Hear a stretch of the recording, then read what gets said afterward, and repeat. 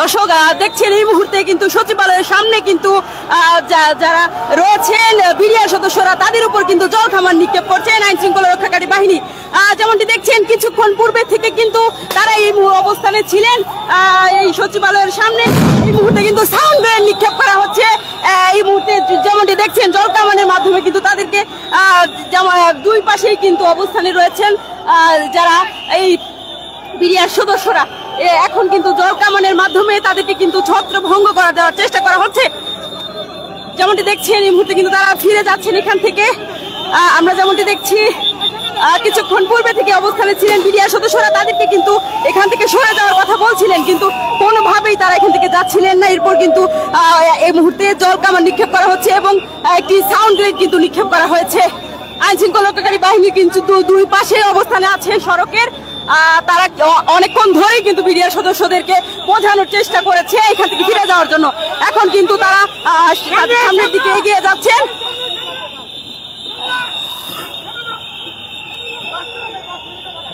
এখন কিন্তু আইন শৃঙ্খলা রক্ষাকারী বাহিনী তাদেরকে সরে যাওয়ার কথা বলছেন। যেমন দেখছেন এখনো পর্যন্ত কিন্তু একটি সাউন্ড গ্রেনেড নিক্ষেপ করা হয়েছে।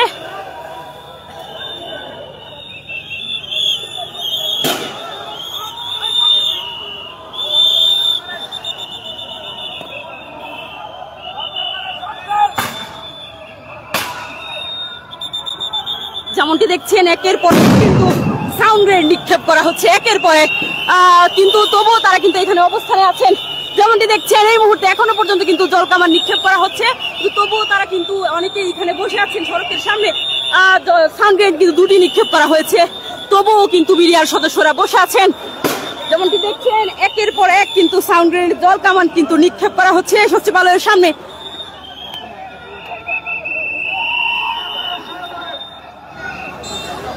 দর্শক যেমনটি দেখছেন হাইকোর্টের সামনে কিন্তু এখন এই মুহূর্তে গিয়ে অবস্থানে বসেছেন।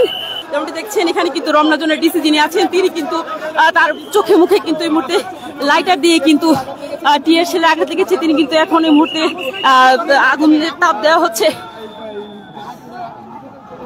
যেমনটি দেখছেন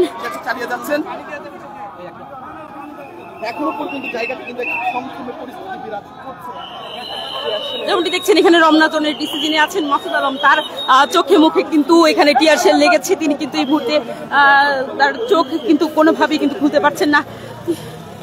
তারা সর্বোচ্চ প্রস্তুতি নিয়ে রেখেছেন। আমরা দেখতে পাচ্ছি কিন্তু আগুনের একটি আগুন